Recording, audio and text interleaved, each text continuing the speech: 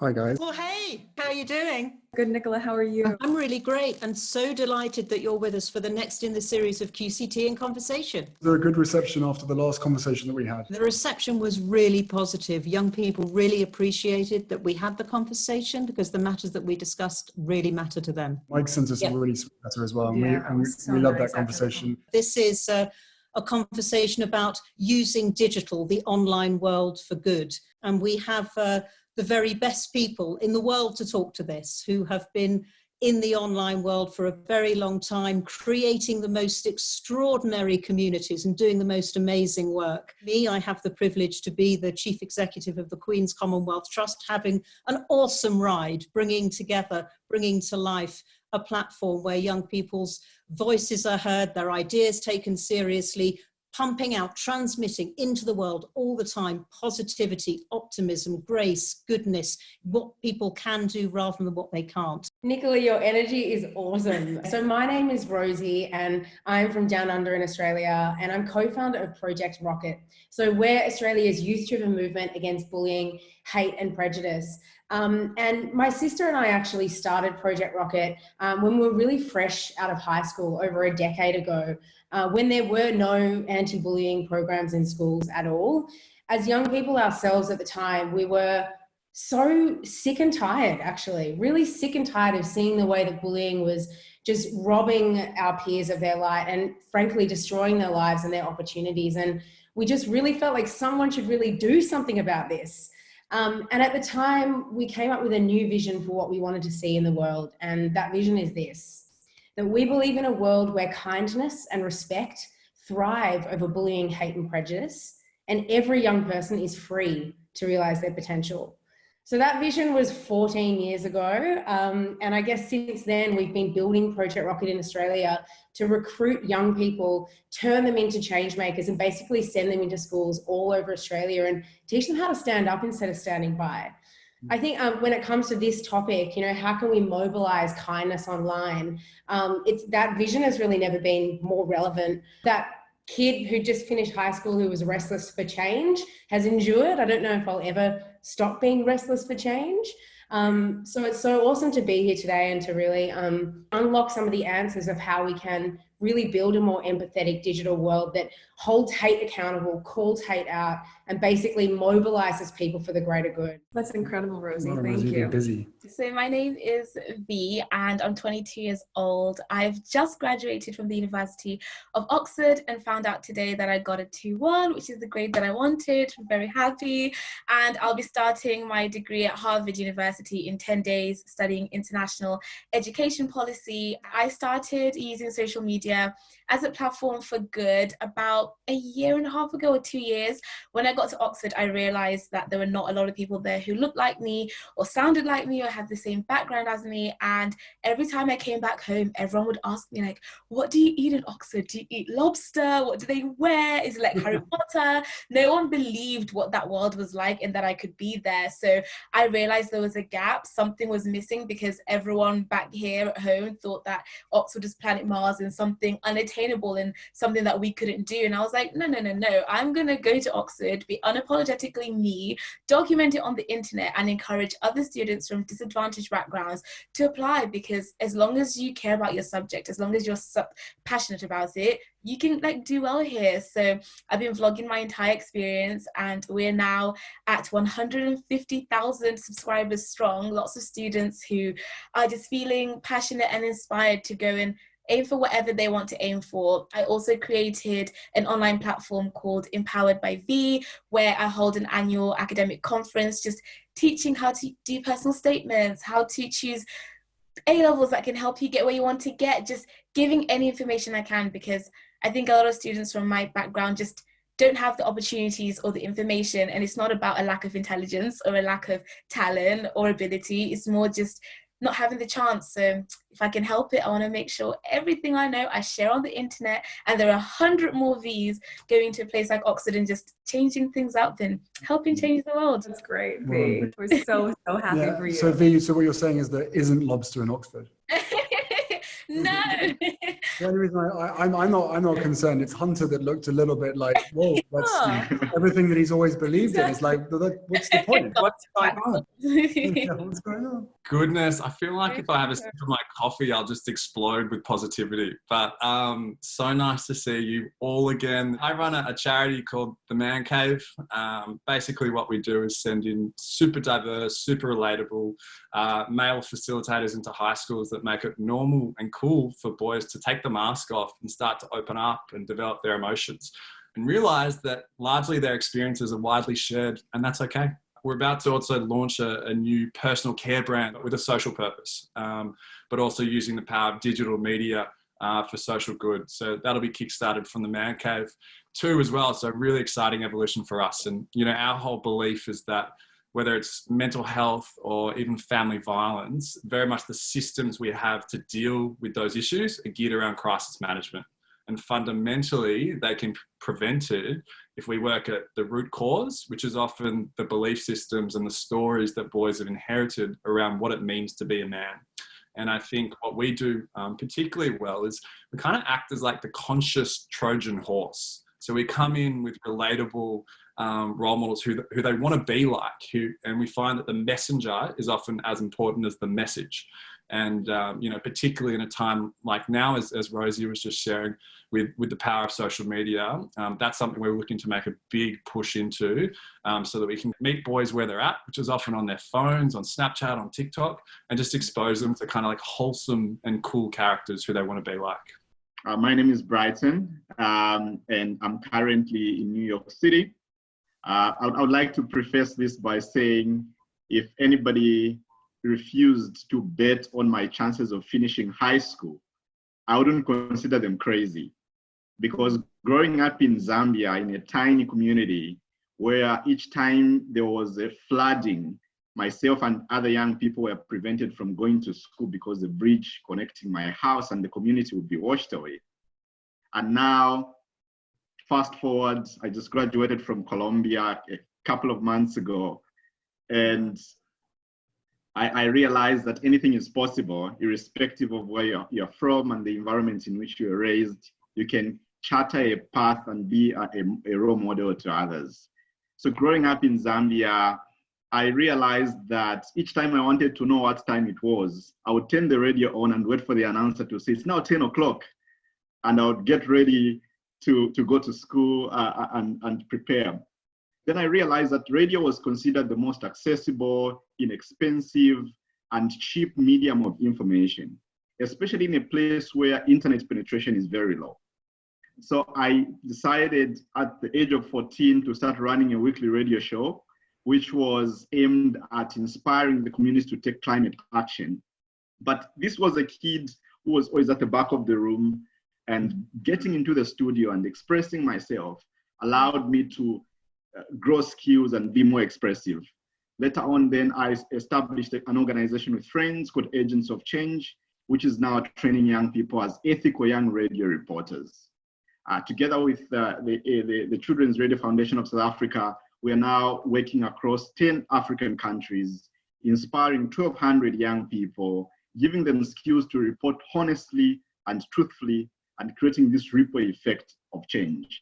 So that has been an incredible journey, and we are at a stage when young people are now reporting on COVID, using radio and social media to communicate clearly and ethically about issues that matter the most to them. Fantastic. That's great work, Brighton. And this is all about the power and the purpose of the modern Commonwealth, and a community of countries working together for good, and young people very much the majority, obviously, of the population driving that goodness through. And what it is Her Majesty the Queen's vision. She's always believed in the power of the Commonwealth and young people as a force for good. You summarised it beautifully, Nicola. I think everything that my grandmother wanted to achieve when she took this huge responsibility on, she's managed. No one could have predicted how the world was going to change in such a short space of time, especially with the digital space. But hearing you guys, knowing the broad spectrum that the QCT sort of engulfs, you guys are the definition of the 21st century Commonwealth and what it means to be part of it. You know, you are there standing for equality, for mutual respect, and for fairness. And I think that is something that every single one of you should be incredibly proud about. Yeah, it's very true. And I think, from my standpoint, being newer to the world of the Commonwealth, right? I lived in Canada for several years, but it wasn't until joining the family and that I was able to meet so many young people throughout the Commonwealth. If they came with a question, they always offered a solution. Yeah. And that's what I think is so inspiring and, why I'm incredibly proud to be able to work with the Queen's Commonwealth Trust, but why, it's the continuation of the legacy of your grandmother. The solutions is the most important thing. I learned in the army, don't come to the table with a problem unless you've got a solution. And I think this platform that you guys have created is it's just optimistic, right? It's so positive, and that's exactly what you guys need, because there is a lot of negativity out there. There's a lot of noise. The experts have described it as an attention economy, which is basically just a shouting match, and it's sort of benefiting the wrong people. But with social media and the way that it can help so many individuals and groups be able to improve, be able to connect, and be able to focus on the things that really matter and the things that bind us rather than the things that divide us. Yeah. No, that's really powerful. So that's exactly what this is all about, finding purpose and meaning. And certainly with Rosie, just really coming to you first of all to talk about what drives you, what you've seen in the work that you've done with Project Rockit, and why creating safe spaces online in the community is so important. The vision that I share with you has been criticised as lofty over the years, but I think my answer to that is actually that we're working on it, and that it is a work in progress, and that we see every day that world emerging, and we see hate being smothered and called out. And we see that we've reached hundreds of thousands of young people. And I think when you mobilize young people with empathy and to connect each other, you lift that veil of anonymity that exists online. And frankly, it's incredible what is created. And also just acknowledge that these are social issues. They're age old, that if we only blame technology platforms, or we just throw blame at technology altogether, then we're actually removing our own ability as humans to intervene and make a difference. The moment we're scrolling down our phone and we see something horrendous about someone else or a group of people, we have a moment in that time, a tiny moment, to keep scrolling or to do something about it. And so we want to mobilize a group of young people, and in fact a world that does something about it in the tiny moments, not just the really big ones when everyone's watching and your name is attached to something. We are building a next generation of young people that are essentially united and ready to tackle hate. They're sick and tired, like the kid I was when I started Project Rockit. And we see now COVID has pushed us online even further. We don't have a choice anymore. And really what we're seeing is the power of social media. Voices, historically voices who have been suppressed and oppressed, that are getting to speak out. We're tackling some of the biggest issues so much quicker and with an accelerated pace online. So I think for us, it's really about reorienting the spotlight away from the minority of people that are actually doing the wrong thing, and on to the majority of people that are doing the right thing. And instead of that, creating a better world. Let's shine the spotlight on those guys. I think, Rosie, you hit such a good point. I would love to know what your technique is for bearing in mind there is a lot of division, there's a lot of hate, but the people that are probably saying, "Oh, this is lofty," are the people that benefit from the way that it is now, because they're able to project probably a lot of their own pain across these platforms onto other people. But what are the techniques? How can you acknowledge or shut down hate in an instant without sharing it or without fueling it? For us, it's all about, in that moment, equipping young people with really credible and social tools that they can use. So first of all, of course, knowing how to report something or block is really important. But what about ways in which you can mobilize the power of peer pressure in a positive way to shut down hate, to use that power of the group? So whether it's choosing not to keep scrolling and writing the words dislike on a comment, or whether if it's you're not so confident reaching out in person or publicly, perhaps sending someone a private message to let them know that you disagree with the way that they're being treated. So as well as loads of technological strategies, it's really about as well equipping young people with their own sense of values and ethics, so that in those moments they know what they stand for.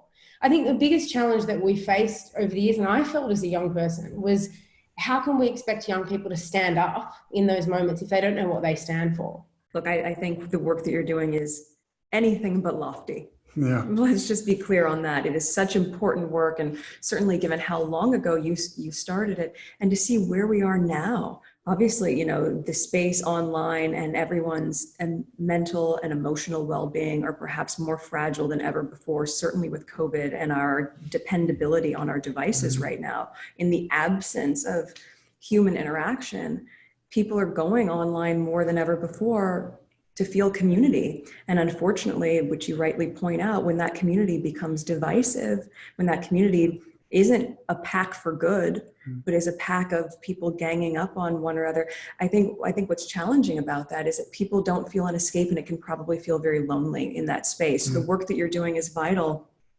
because it's just about people knowing their worth and equally not sharing it, right? Not becoming part of the culture, saying, this is so horrible, and sharing it. It was horrible, stop it right there. And I think that is what is a really key piece of the puzzle there. But I commend you on the work you're doing. I think it's so key, especially for young women, young men as well. But I've been sensitive to what young girls must experience right now in a really large way in the online space. Yeah, that's an absolutely genius segue to Vee and positive communities and seeing what's possible coming together. Yeah, so I created my community online because I just wanted young students, young people from disadvantaged backgrounds to know that you're seen, you're heard, you're valued, you're talented, you're amazing. And wherever your dream goal or dream university is, you can go there and do well and not have to alter yourself, because I was so worried about money. I was like, Mom, I don't have enough money. Like, I'm going to get there and everyone's going to have so much money and so many expensive things. And I'm going to stick out, and I don't want that. I want to go in and do well. And, you know, and she said, Vee, like, you are who you are. You come from where you come from, and you're going to go there, not alter yourself, and still, you know, have a positive experience. And I wish that I'd had that from other students as well, someone who'd been through what I'd been through. So I tried to create that community online to let young people know, hey, it's okay, like, you're gonna be fine. During COVID, a lot of students, obviously there were lots of schools that were shut down, and lots of students were like, what do we do now with our time? And so my friends and I, who are in this world that we call StudyTube, we decided to launch a collective channel where all of their favorite study tubers got together in one place, and every single day at 6 p.m. we were uploading a brand new video, teaching skills, teaching things about our degrees, just anything to help them feel like, I can escape to this channel right now and just be in the world of education, calm myself down and kind of leave all the bad stuff. And I just love the fact that I've had the chance to create this really, really positive space online, where sometimes social media can be negative if used incorrectly. And I think it's beautiful to be able to contribute to such a positive space. And I think everyone has the power to do that. You know, you can use your platform, no matter how big or small, to make a positive impact. And that's where the desire is, right? You've got so many people probably not on the fringes, but in the sort of the negative parts of social media. And then when they find something like your platform, it's like, this is the escape that I've been looking for. Yeah. This is the positivity. This is the community. And I think that's what's so key too, is as we talk about positivity and optimism and what a healthy online community looks like, it's not an echo chamber. It's not about everyone being in agreement all the time, but being able to have a healthy discourse, being able to disagree. That is so key. It's not trying to build utopia. It's trying to build a healthy community so that people feel safe, heard, and perhaps walk away with a different perspective that they hadn't encountered or experienced or thought at the onset, but that they have that interaction. That's what's so important. That's what this life is all about, right? Learning every day. But if you don't feel that you're in a place that's safe enough to express those thoughts and to be heard and supported in a way that is actually beneficial for us as a community, then where does that leave us? So what you're creating is, I think, in many ways, part of the antidote that we often talk about. This isn't for lack of desire that it's not out there. This is for lack of it being built. And so you guys out there doing the work and building what people really need is really everything. Yeah, I think just building on that, I think it's Tristan Harris who talks about this being a system of harms. The kid who's in his corner, who's feeling lonely, who's feeling isolated, there is a connection to the kid who then becomes radicalized, who then is more vulnerable to conspiracy theories. You know, it is all connected. And I think in our line of work, particularly working with boys and masculinity, we kind of use this phrase, which is, you know, boy psychology is I am center of the universe and everything revolves around me and give me more, give me more. But healthy man or healthy adult psychology is actually I'm a part of the universe and I'm here to serve and I'm here to give and I'm here to contribute. And we only need to look at who's running our respective countries, companies, or designing our tech platforms to realize what psychology that they're stuck in. If we get to the core of it, if I come back to what we're trying to do with the man cave, is really come back to, it doesn't, you know, gender is fluid. I fundamentally believe that, but masculinity in and of itself is at a point of evolution where, you know, the narrative that we've inherited, the algorithms that perpetuate that narrative, you know, you click on something because, as you said before, it hijacks your attention and it's interesting. We have some of the smartest minds in the world working on hijacking our attention, but actually it's impulse driven, not values driven. And so I think what we're trying to do, coming back to what I shared earlier with the Man Cave, is expose them to cool people they want to be like, who have range in their identity, that they can be strong and stoic, but the next day they can shed a tear, they can be emotional, they can be held, they can be cared for. They don't actually lose any of their masculinity doing that, but they actually gain more of their humanity. That's not really done on a mass scale. And I think what we're finding with the Man Cave is boys and young men want that space to be real. They absolutely want that space. But as we all know from our respective life experiences, vulnerability is bloody scary. It is. And even when you, like in my experience, when I get to a point, I'm like, okay, I'm being vulnerable. I'm like, no, I'm not. I'm actually just being safe, saying something I've rehearsed in my head 1,000 times. It's edgy, it's raw, it's uncomfortable. But on the other side, and I'll quote Brené Brown here, is that vulnerability brings connection, and connection is why we are here. It brings meaning and it brings purpose to our lives. And so we've started to run, you know, because of COVID, we've shifted our programs online, being a bit nervous, dealing with rowdy teenage boys, how they're going to deal with this. They love it. And it's just finally realizing they're not alone. And I think what we're really trying to do over this next 6 months with the Man Cave is like proactively work with an algorithm that is social media and give them positive, diverse role models of masculinity so they can take the bits that they resonate with and create their own version of what it means to be a healthy adult, whether they want to identify as a man or not. Well said, Hunter. My goodness. Yeah, well said. And I love the fact that you're quoting Brené Brown and also bringing up Tristan Harris, because the two people that we absolutely adore as well. I love both. And then we know. But I think just as much as 5 years ago, 6 years ago, maybe a little bit longer, it was like you're talking about your mental health was a sign of weakness. It's like, no, it's not. Just as much as vulnerability was supposedly a weakness, it's like, no, it's not. If we are all able to show our vulnerability, that doesn't mean that you're weak. If anything, I believe that's probably showing most of your strength. And if you're so in touch with your emotions and you know where you are on each day, well, that's a superpower. Because if everybody else is still stuck in the old way, then the new way is surely to be able to think differently and think ahead of everybody else. And even expand it beyond your mental health. It's so much bigger than that. The holistic approach, it's not just what's going on in your head, what's going on in here. It's people really acknowledging you're having an entire experience as a human being, and it's not just going to be what's going on in your head. It's a fully fledged emotional experience. And so that's why we really focus on, especially in the digital space, the emotional well-being that you speak of, because it's that's going to be the way that we all get through any sort of crisis, but even just the day to day. And that's it, right? It's exactly what we've all been talking about. Why not profit off compassion and empathy, right? It's definitely possible. Everyone we've spoken to says it's possible. So, you know, maybe the time has come to be able to create the antidote, to be able to create the alternative on a global scale. Because whether you're on these platforms or not, whether you're a user or not, you're still plugged into this giant global nervous system of which the happiness and the misery of the world is felt universally. Well, it certainly has uplifted me knowing that there are so many people out there who think the same and are actually acting on it. It's really positive. We've got just a few seconds to come to Brighton just to talk about the importance of facts and ethics in reporting. Brighton, take as long as you want. Thank you so much. I felt really excited when you spoke about how we are living in this commodized social media environment that values money over genuine connections.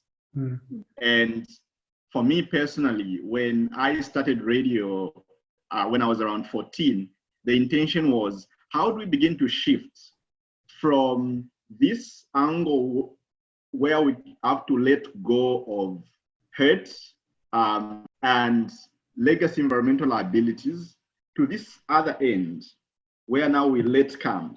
How do we let go of certain things to let come of good energies, let come of positive ripple effects in the community? And seeing radio as the most trusted conduit of doing that. And for me to be able to speak factually, I decided to work with university professors from the nearest university near where I lived. I would bring in leaders in the community. I would bring in women that were being affected by pollution, food security, and good nutrition in their homes. So I would bring them on radio, have them tell their own personal stories. Also bring in responsible individuals, including government and the local authority, to engage in productive dialogue. So that connection of ensuring that there is the accurate source of evidence brought into the conversation. So what I started observing was, after being on radio, so many young people were saying, we want to come and speak and share our stories. We want to come and speak about not only environment, but sexual reproductive health. We want to come and speak about the stigma associated with young people living with HIV and AIDS. He started running a podcast where he could speak about the different forms of stigma, the ways in which stigma manifests, and ways through which the community could mobilize. Now we created an Africa-wide program that is training young people to understand, first of all, how do you find credible sources of information? Are you going to just depend on a single tweet as a source of information, or you want to go deeper, go that extra mile and understand the source of the information that you're about to share? Because I've come to learn, you can never change the world just by using single tweets as a source of information. So our radio model focuses on identifying young people that want to speak about things they are affected with. And secondly, focusing on reporting and ethics. How do you realize that when you post online, you post to the world? And do you want to be that individual that spreads hate speech? Do you want to be that individual that spreads propaganda? Because you have these tools, you have these instruments in your own hands. How can you use them for social good? When I look at all this, I realize that healthy personal relationships are being drowned out by social media flare-ups with news that is fake. So how do we now begin to build a movement, like a human rights movement, that is all for positivity and dismantling all this hate speech and social media pathways that seem not to be working for us? Yeah, I mean, it's just so true. And when you look at what these platforms are capable of with that reach and what it then propels in terms of trolling, you know, the work that you are obviously in working the space of, Rosie, you can either train people to be cruel or you can train people to be kind. And it's really that simple. And I think as long as we are actively working in that space and that, you know, people are taking responsibility for what's happening in the online spaces, that's what's really key. Going back to all your points, I think the one sort of combining piece here is courage, right? Is despite everything that's happening, it takes a huge amount of courage for you guys to set up a community like you have, but then also for other people to stand up to hate, to stand up to disinformation, to stand up to lies. You know, we live in a world where a lot of other people are benefiting from it. But, you know, again, like full respect to you guys, every single one of you, stamp those lies out, stamp the mistruths out, because it does, it reaches people and communities that become incredibly confused. And again, you can feel that across the world at the moment. So, well, I think we all know how good it feels just to be around positivity and optimism. That's what you're doing, and we need more of that. So really, really keep it up. I just love the fact that you're also well connected as well. And that's what the QCT, this is what this platform was created to bind you guys together, to use that thinking, that awareness, that self-awareness that you guys have to be able to make the world a better place. I say you. I want to include us. I really feel as I'm way too old for a conversation. Stop. We're not. No, but it's true. This is the world that you guys are going to inherit. And I'm saying you guys because I'm predicting that most of you in your late 20s and Archie, and it's on us now. It's on all of us collectively to make the world a better place. And we are. Thank you for all the work you're doing. And as much as we can do to support you through Queen's Commonwealth Trust, please know that we are here to lend our support. Keep going, keep going, keep going. Thank Cheers, you so guys. much. Take care. Bye. Thank Thanks, you. Nicola. Bye-bye.